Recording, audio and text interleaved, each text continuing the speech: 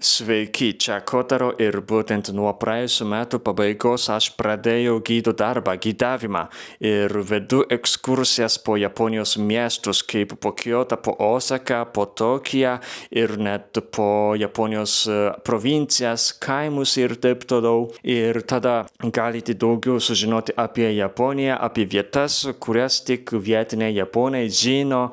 Ir apie kainą. Pagrindiniai tai kainuoja 100 eurų vienam žmogui per dieną.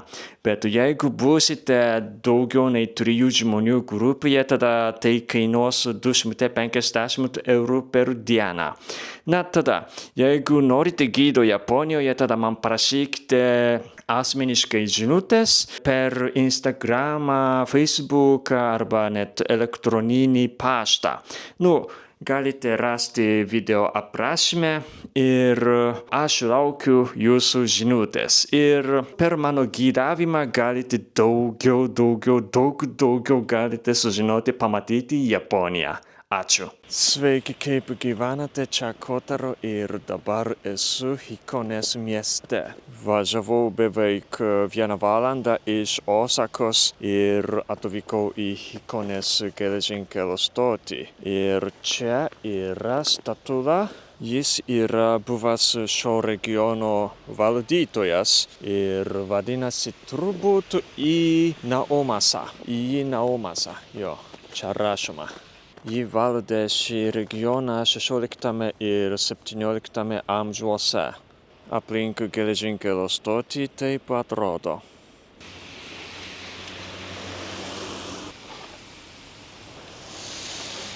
O šiame mieste kartais labai daug sninga ir šį kartą nuo vakar būtent daug sniego ir sakoma, kad šiame mieste daugiau negu 30 centimetrų prisnigo. Kaip matote, ypač ant stogo labai storai prisnigo. Sakoma, kad jau nuo vakar sustojo snigti, bet dėl to, kad labai daug sniego, dar daug lieka sniegas. Matote.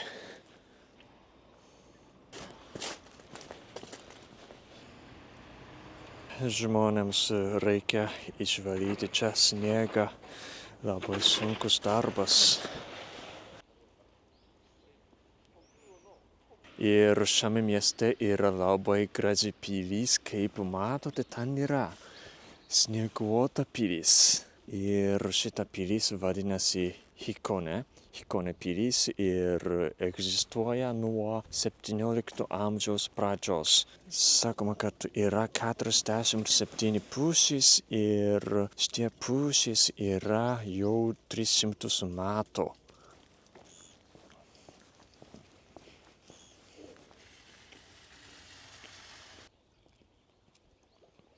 Čia yra sargybos bokštai ir sargybos bokštas, kuris yra kairėje, buvo atstatytas 18 amžiuje ir šitas buvo atstatytas tik neseniai prieš 60 metų.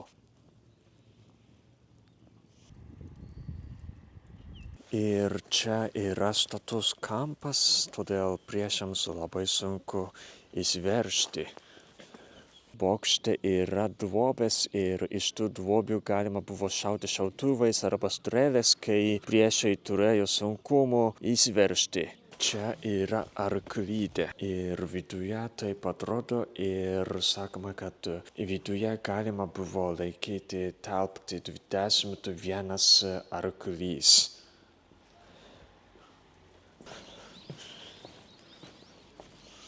Kaip matote, ant akmeninės sienos yra dar akmeninė siena ir tai vadinasi japoniškai nobori ishigaki, tai į kalną kylanti akmeninė siena ir tai trukdydavo priešus lipti viršų. Ir aš tik įėjau į pilį ir čia yra laiptai ir nežinau, ar galite pastebėti, bet kiekvienas laiptų plotis yra skirtingas ir tai apsunkina priešams lipti. Čia akivaizdžiai galima matyti, laiptų plotis yra visiškai skirtingas.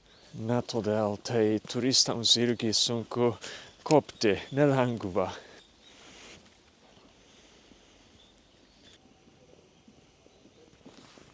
Ir aš šiek tiek kopiau ir čia yra geri vaizdai. Tam matyti didžiausias Japonijos ežeras. Neblogas vaizdas.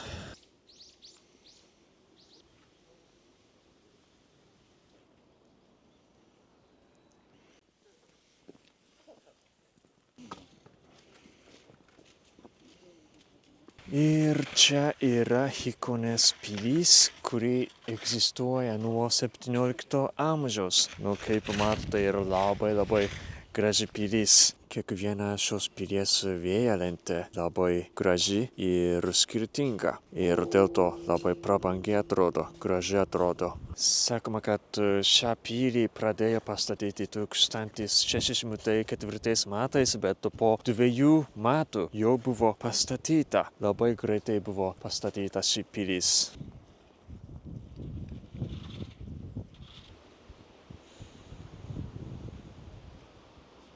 O ši pilis greitai buvo pastatyta, tai dėl to, kad kiekviena pilies dalis buvo perkelta iš kitų pilių, kurios buvo aplinkui.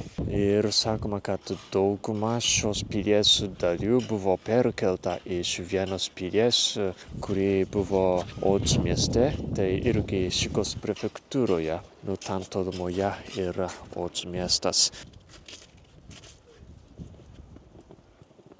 Ir šią pilį įsakė pastatyti tuometinis šio regiono valdytojas pavadinimu I Naomasa. Ir jis vykdavo politiką iš šios pilies. Ir iš čia labai gražus vaizdai, kaip matote, yra kalnai ir didžiausias Japonijos ežeras. Ir taip atrodo viduje. Ir čia yra duobės, iš kurių šaudavo šautuvų arba strėlės. Ir čia yra buvęs pilies šeimininkas, kuris buvo 19 amžiuje.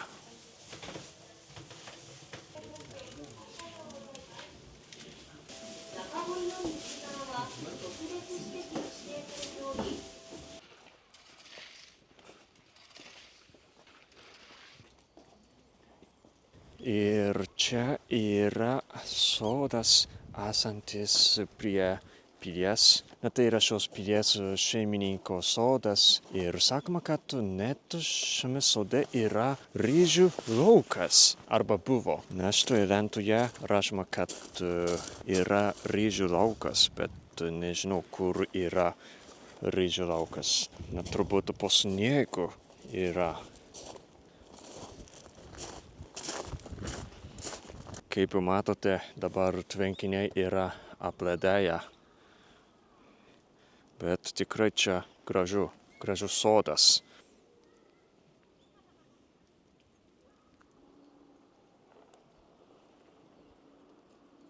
Ir ten yra arbatų namėlis. Labai gražu. Ir iš čia matyti pilis. Labai gražu. Su tvenkiniu. Iš čia geriausias vaizdas, kaip matote. Wow, su sniegu dar labiau. Šis vaizdas su sniegu dar gražiau matote. Labai žavu. Būtinai reikia čia aplankyti. Tai su arbatų nameliu ir su tvenkiniu, su sniegu labai gražiai atrodo ši pilis.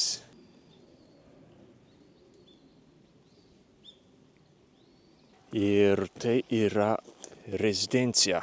Labai gražu.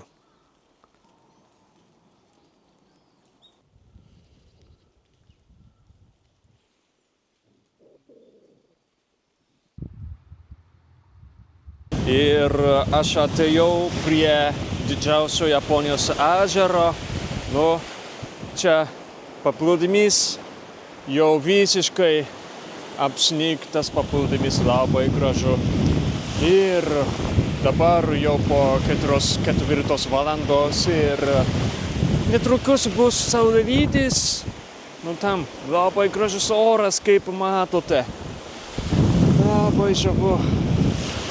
Ežero šiaurėje dar sninga. Nu, ten labai daug sninga. Ir jau 2 dienas sninga. Ir sakoma, kad dar 3 dienas toliau snigs. Nu, ten jau metrais turbūt kaupiasi sniegas. Nu, kiekvienais metais ten šiaurėje daug sninga.